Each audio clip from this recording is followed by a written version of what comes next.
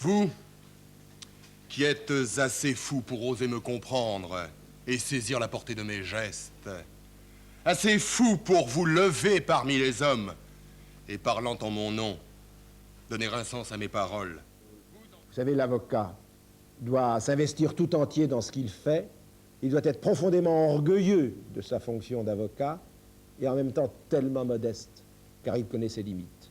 Et si la conférence, mais là il faut un peu réfléchir à ce qu'elle nous a apporté, ne pas nous tenir à ce qui est immédiatement perceptible, nous apprend tout à la fois cette nécessité de convaincre et puis ce petit rien de recul, elle fait de nous des avocats à part entière. Je déclare ouverte la seconde séance du 3e tour du concours de la conférence. Nous avons aujourd'hui 2 sujets. Premier sujet, La conférence était, et elle doit l'être toujours, un concours extraordinaire dans la mesure où c'est la promotion qui va sortir qui juge la promotion qui va entrer. Et ainsi, elle permet une accession au sein même de la jeunesse de l'ordre, une accession précieuse et prometteuse. Et c'est pourquoi, en 1931, j'ai été secrétaire de la conférence. Les premières conférences des avocats à la Cour de Paris remontent à la seconde moitié du XVIIe siècle. Il s'agit d'assemblées traitant de problèmes professionnels. Cette espèce de conférence, dite de discipline, est considérée comme l'ancêtre de l'actuel Conseil de l'Ordre. Les jeunes avocats assistent à ces réunions fort réputées, mais sans pouvoir y participer. À la suite de plusieurs interruptions, les conférences réapparaissent officiellement 20 ans après la Révolution. Les jeunes avocats y complètent leur connaissance du droit et surtout apprennent à plaider. La conférence du stage, c'est d'abord un concours d'éloquence qui existe sous sa forme actuelle depuis 1818 et qui a permis de distinguer souvent les meilleurs d'entre nous. Il suffit de se rappeler qu'au XIXe siècle, Gambetta, par exemple, Ledru-Rollin ont été secrétaires de la conférence. Plus près de nous, Tardieu, Viviani, Mirand, Poincaré, et plus récemment encore, Jacques Isorni, Jean-Louis Tixier-Vignancourt. Il y avait d'illustres confrères qui avaient été secrétaires de la conférence, à des rangs divers d'ailleurs. Ainsi, Laborie était furieux d'être second, et j'étais très heureux d'être 9e, car l'essentiel n'était pas tellement le rang que l'accession.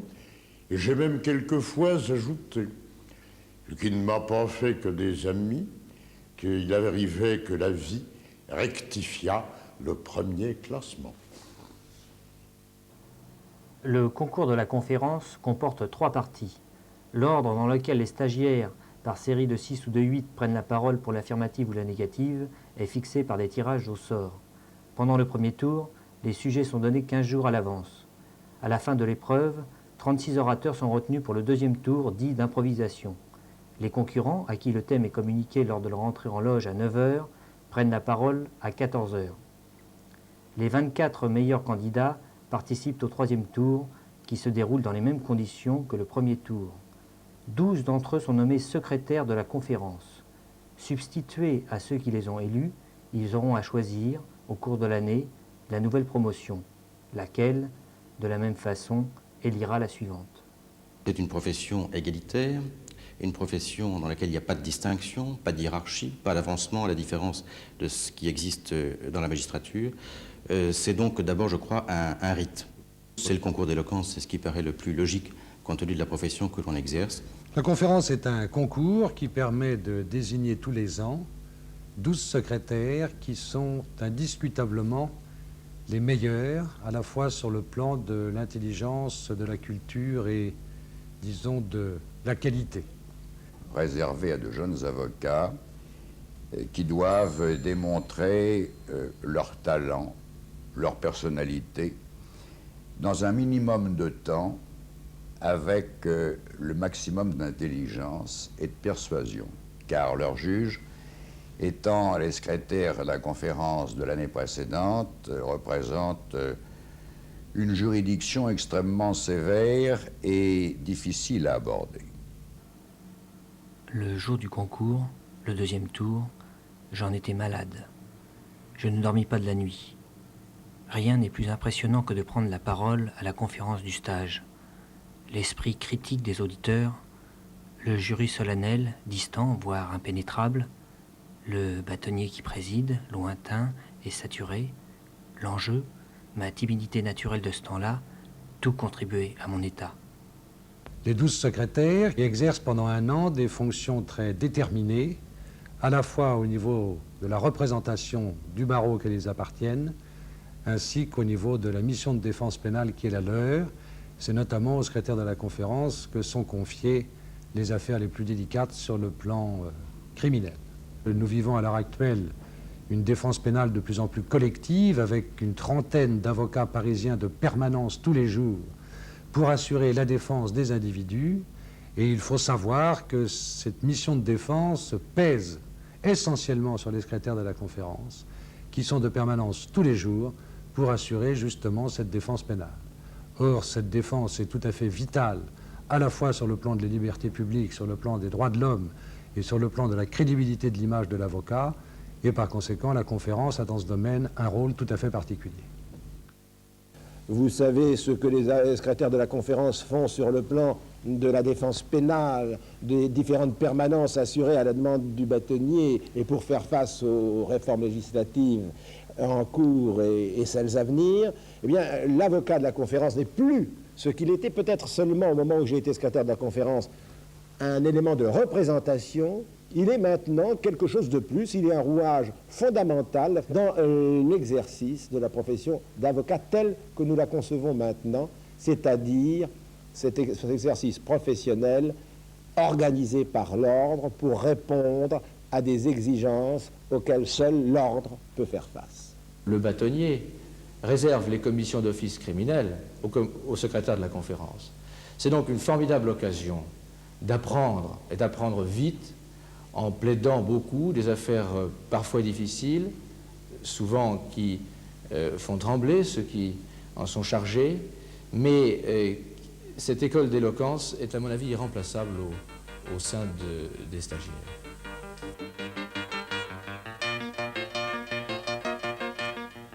La conférence du stage, ça représente effectivement la possibilité à un âge souvent jeune d'accéder dans une profession difficile à un niveau auquel on accède la plupart du temps beaucoup plus vieux. Ça permet d'avoir à 25 ans une vingtaine d'affaires criminelles.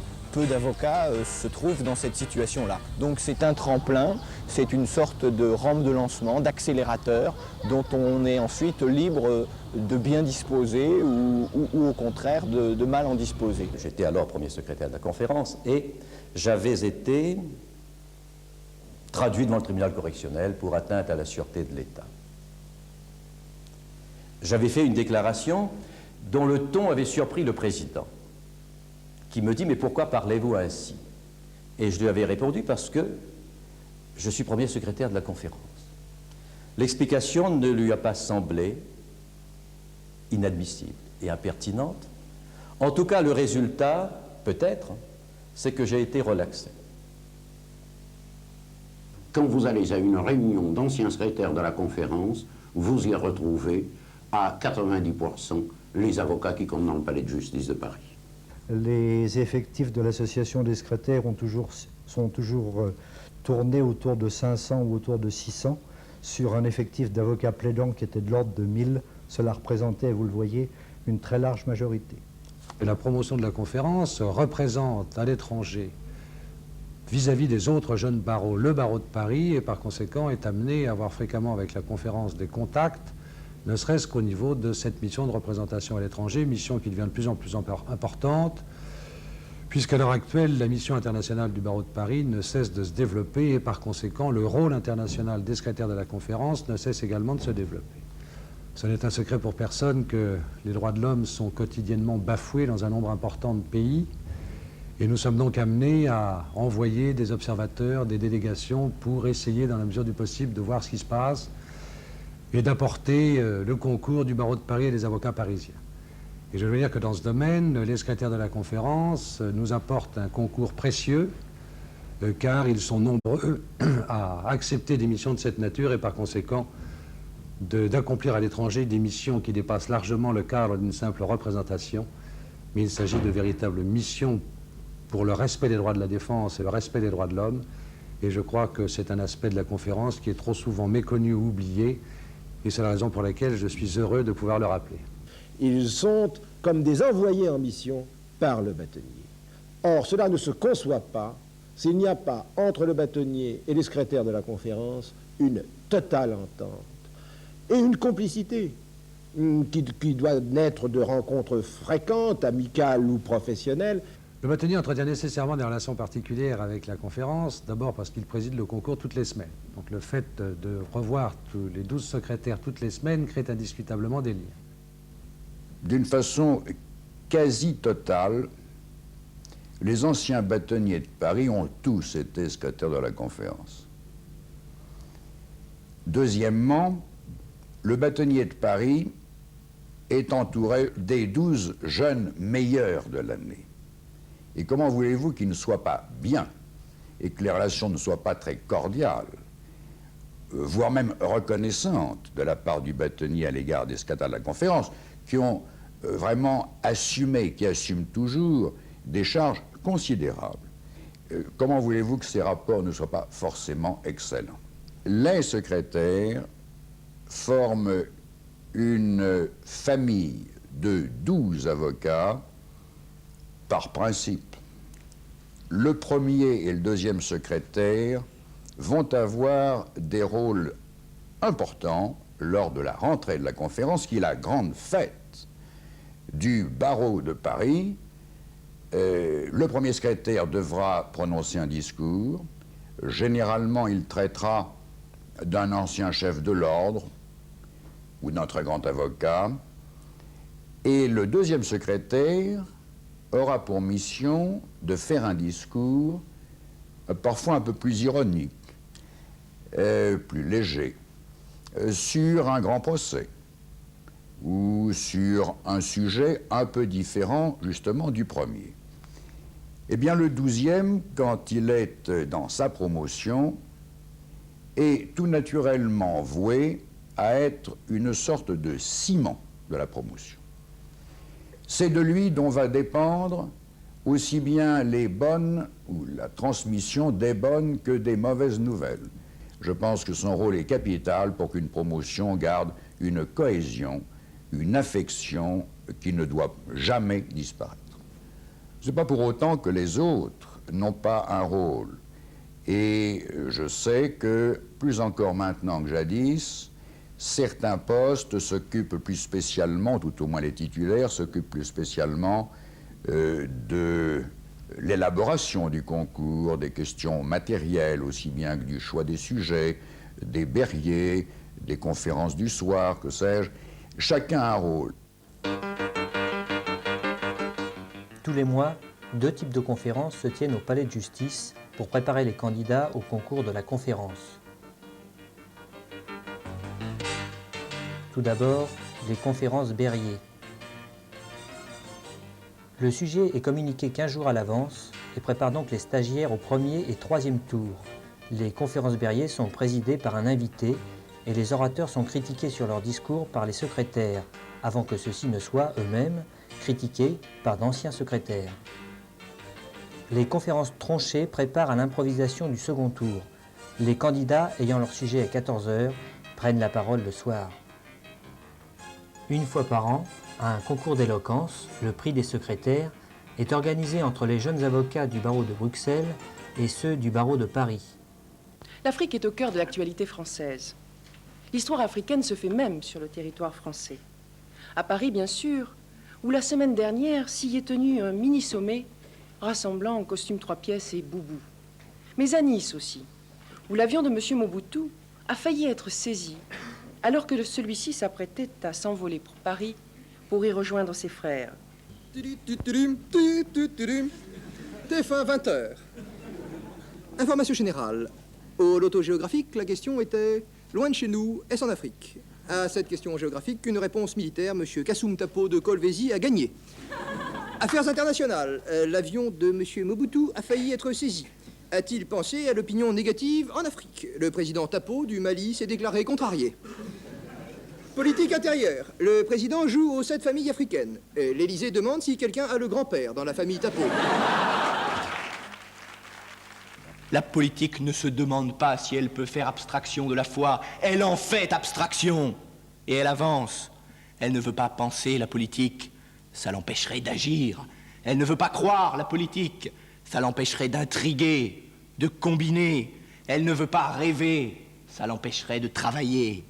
Mais elle ne peut pas accepter de faire abstraction des ventres creux, sous prétexte que la foi s'adresserait au cœur.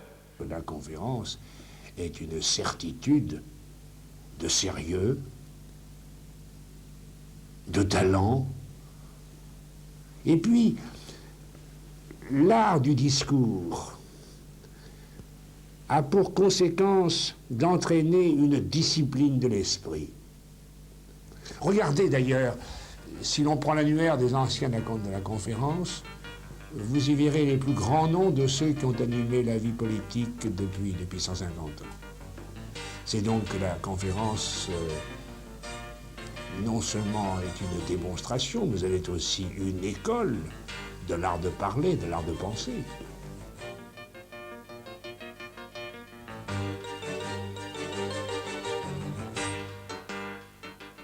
Le fait, au début d'une carrière, de vouloir être meilleur que les autres me semble indispensable. Un avocat doit et devra viser le secrétaire de la conférence parce que c'est là la démonstration par la désignation de ses pairs qui fait partie des 12 meilleurs jeunes avocats de l'année. La réussite à la conférence des avocats était une insertion dans le milieu du barreau. C'était une occasion de se faire mieux connaître des confrères, cela va de soi, des magistrats. C'était aussi le fait pour moi de connaître enfin une vie d'avocat active. J'ai eu la chance d'ailleurs, peu après, je ne l'oublierai jamais de ma vie, d'être accueilli dans le cabinet d'un très grand avocat. Il ne suffisait pas d'avoir passé ce certificat d'aptitude à la profession d'avocat pour croire que c'était résolu et que ce qu'on avait appris en faculté était la réponse. Il fallait savoir aussi une chose, savoir plaider, le saurait-on. Et c'était la façon à la fois d'apprendre, de s'imposer et de se convaincre soi-même avant d'essayer de convaincre les autres que l'on pouvait avoir du talent. La conférence, c'est d'abord le débat contradictoire, c'est donc la marque essentielle de notre métier. Et puis, c'est aussi l'endroit où, comme Jourdain faisait de la prose sans le savoir, on fait de la rhétorique sans l'avoir apprise, où on trie les arguments, où on les utilise, où on convainc. Bref, c'est la première occasion d'être véritablement avocat, sans dommage aucun, puisqu'on n'a pas de clients. La conférence du stage, surtout pour un orphelin venu de Perpignan, sans aucune relation dans Paris et au palais de justice, c'est au sens vrai le commencement d'une carrière que de sortir de l'anonymat, d'entrer dans un cabinet important si l'on a le titre d'ancien secrétaire de la conférence, d'avoir des commissions d'office intéressantes, de se faire remarquer, bref, d'avoir le titre, les références, des chances.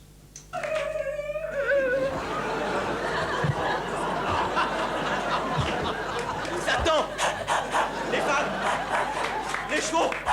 Oui, la cravache! Je me suis d'ailleurs à la fois bien amusé et j'en ai retiré beaucoup d'avantages puisque c'est grâce à la conférence du stage que j'ai pu d'abord connaître le milieu qui m'était inconnu et aussi, grâce à des commissions d'office, m'occuper d'un certain nombre de dossiers qui m'ont emmené dans les aventures professionnelles qu'a priori je n'aurais certainement jamais connues sans la réussite de ce concours. C'est une école qui doit dégager l'élite, mais qui surtout apprend aux jeunes avocats ce qu'est cette opposition, cette contradiction qui est fondamentale dans notre profession, en même temps que cette confraternité. C'est ce qui nous apprend la tolérance, le travail en équipe. C'est ce qui nous apprend à être ces avocats convaincus mais respectueux de la conviction de l'autre. Alors, la conférence, c'est l'école du pluralisme, c'est l'école de la déontologie. À Alger, les prétoriens organisent l'opération Résurrection qui prévoit l'investissement de la capitale par les paras et la Légion. À Philippeville, on clame « Bijard à Paris, Bijard au pouvoir !» Du calme.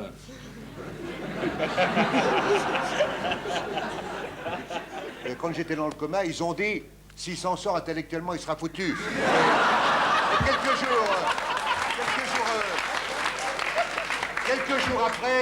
quelques jours après, les médecins viennent. Alors là, j'avais pris un peu conscience. Je dis, vous n'avez pas dit pendant que j'étais dans le coma qu'intellectuellement, je serais foutu. Je dis, je me suis pas affolé parce que tout est dans les mollets, il n'y a jamais rien eu en haut. Alors on m'a dit que ce soir, c'était quand même une petite soirée de détente. Excusez-moi d'être aussi bavard, mais je voulais répondre d'un mec qui est si brillant, faut bien le dire. Je dirai pas son nom parce que je serais capable de le louper encore une fois. Mais il est mort fort sympathique et je vous remercie de son invitation. Maintenant, à vous de jouer. Je dirais que pour moi, la conférence, c'est d'abord un club où se retrouvent ceux qui croient d'abord dans la liberté de l'esprit. Et la liberté de l'esprit, ceci implique, premièrement, la culture et deuxièmement, la tolérance. Je me souviens d'une émission récente à la télévision où je me suis affronté à des confrères. Et j'ai constaté avec plaisir qu'au cours de cette confrontation, ceux qui étaient capables d'opposer à mes idées les leurs avec énergie, mais avec élégance, étaient d'anciens secrétaires de la conférence. Suis-je Amour ou Phébus? Corydon? Bilitis? Quel est cet univers où victimes et bourreaux s'embrassent à pleine bouche du baiser de la paix? Un baiser où l'un mord et l'autre saigne, où l'un est un homme parce que l'autre est une femme. Je t'aimais, tu m'as laissé croire, et puis tu m'as quitté. Pourquoi m'avoir laissé croire? Tuer ne suffit pas. Il faut faire très mal, faire mourir de douleur. Il faut tuer 2 fois. Tout à coup, je me suis découvert par la conférence, je me suis découvert en dehors de mes confrères même. Ça a été pour moi une révélation extraordinaire.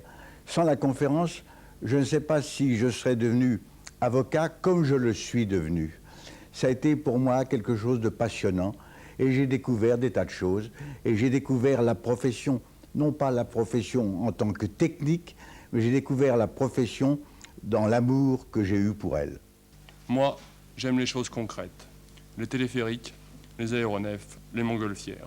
Dedans, on peut réfléchir. Le même sujet devient beaucoup plus simple. L'avion est-il la promesse de ceux qui n'ont pas de futur? La montgolfière est-elle l'avenir de ceux qui ont un passé? Le téléphérique est-il le futur de ceux qui n'ont pas de montgolfière? Pour moi, la conférence à cette époque représente ce qu'elle représente aujourd'hui, c'est-à-dire la sédition, mais la sédition avec des bas de soie. J'aime la sédition et j'aime la soie. Et je déteste la vulgarité. Je l'ai présenté par orgueil, certainement par orgueil d'abord. Je pensais que si je réussissais à la conférence, ce serait pour moi un test, ce serait pour moi l'exemple d'un mérite. Je l'ai fait par orgueil, par satisfaction et un peu par vanité. En vérité, la conférence, c'est la démonstration même de la solitude de l'avocat à la barre. C'est la solitude de l'avocat dans son cabinet. Et devant un tribunal composé de 12 de ses pairs qui vont avoir à le juger, l'épreuve est terrible. La conférence apprend à se maîtriser, à se dominer, à s'efforcer d'aller plus loin soi-même. Ce qui me frappe peut-être le plus dans les stagiaires qui ne présentent même pas le concours ou qui ne le présentaient pas, c'est qu'ils ne faisaient pas l'effort d'aller plus loin vers une meilleure qualité, si j'ose dire. Toi qui as conscience de la fragilité de ton verbe dans le tourbillon dérisoire des prétoires et qui, usé, fatigué, en est arrivé à crier « Pitié, je ne veux plus plaider !» Oublie tout cela et parle encore pour moi, parle et donne de la voix, hurle, non pour convaincre mes juges ou dompter les foules qui s'agglutinent et se pâment, mais hurle pour que tes paroles défiant l'espace franchissent le gouffre noir des galaxies.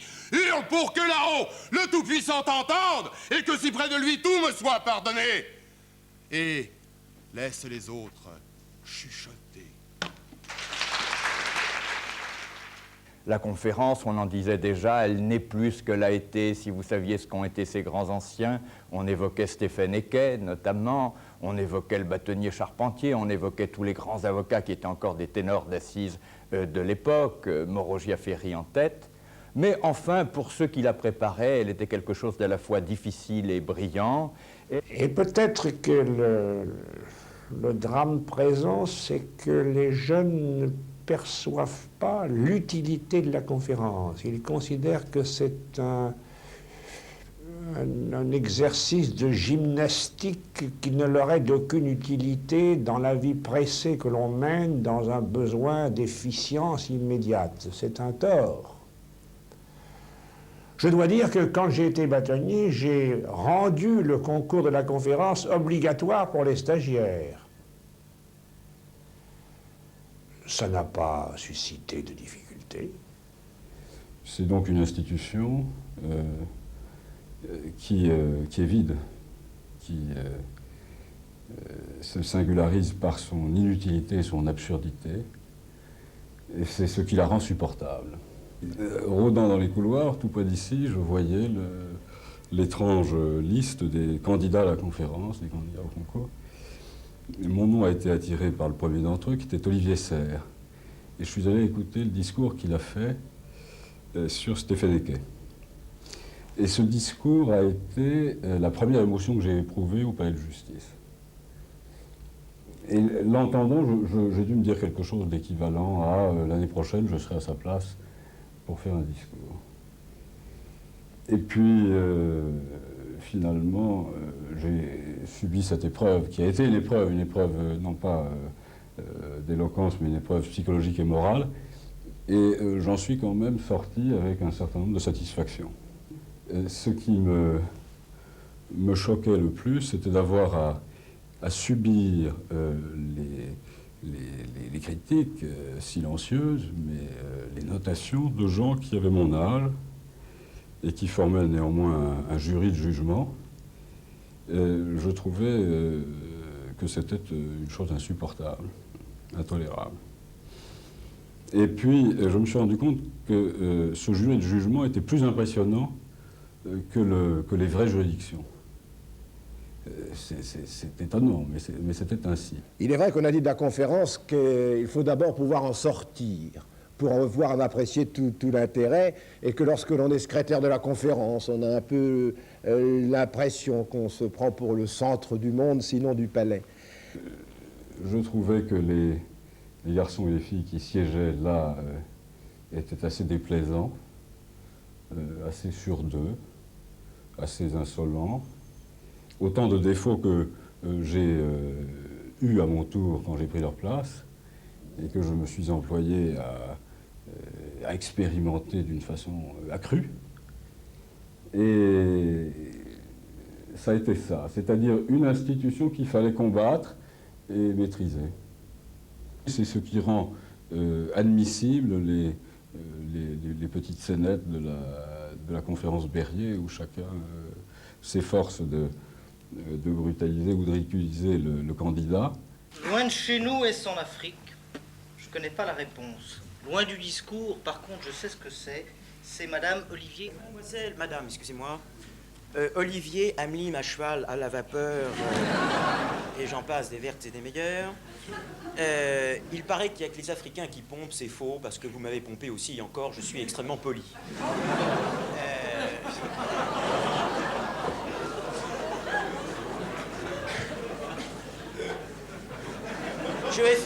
Je vais faire une critique constructive, ce n'est pas, vous savez, mon habitude.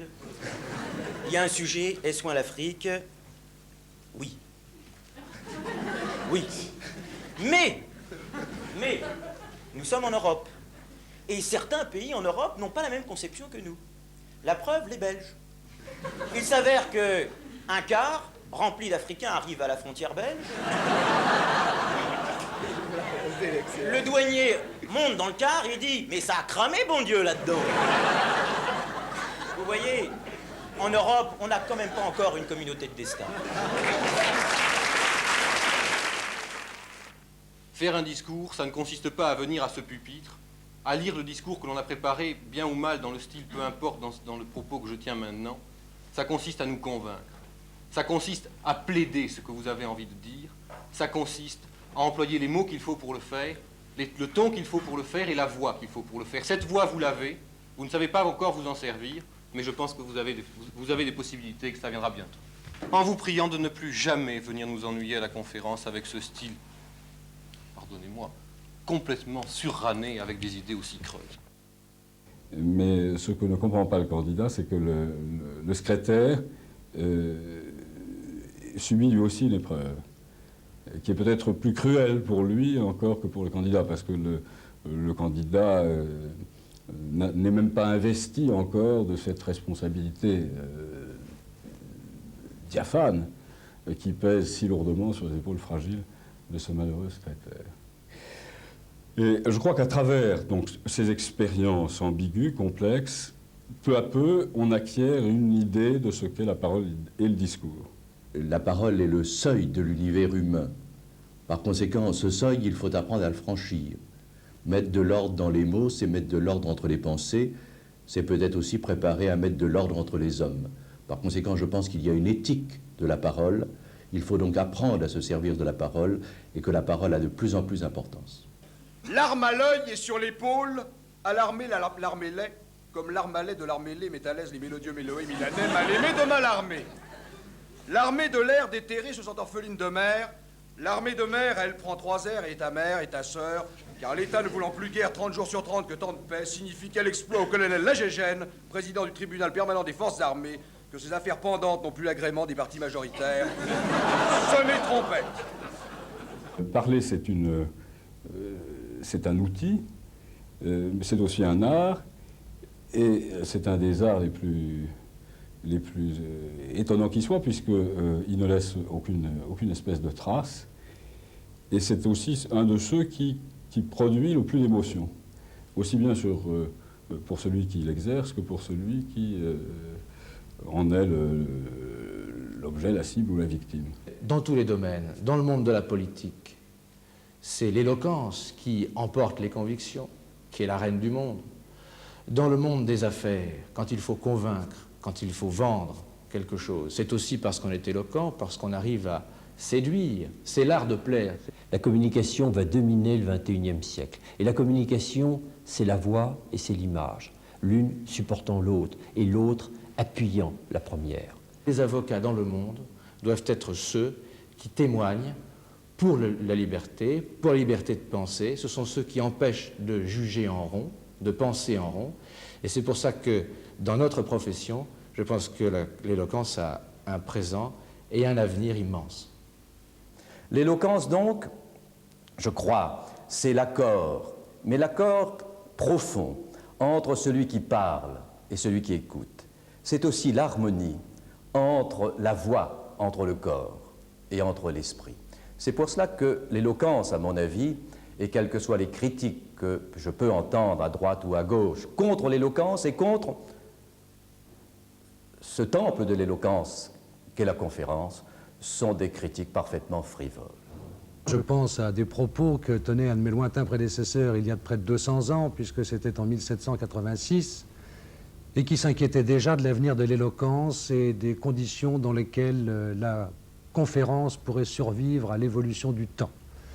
Il est assez distrayant de constater que 200 ans plus tard, nous sommes en train de nous poser la même question, ce qui doit être rassurant sur l'avenir et de la conférence et de l'éloquence. Cela dit, en ce qui concerne l'éloquence judiciaire proprement dite, c'est vrai qu'elle change, c'est vrai qu'elle se modifie, qu'elle est de plus en plus efficace, de plus en plus concise, mais je crois que la puissance du verbe demeure et que la seule manière que l'on a encore de s'exprimer complètement en quelques minutes pour apporter à un individu qui est son client la plénitude de sa défense reste encore la parole, et tant qu'à faire, autant que la parole soit de qualité et que par conséquent l'éloquence demeure. Et c'est ainsi que M. de Moroche-Diaféry, qui est un de nos grands anciens, a prononcé une magnifique plaidoirie un jour à Aix-en-Provence, en présence de beaucoup de justiciables potentiels. Et qu'en sortant, l'un a dit à l'autre, « C'est que du vent, Moreau. » Mais son interlocuteur a répondu, « Oui, c'est que du vent, mais ça souffle. »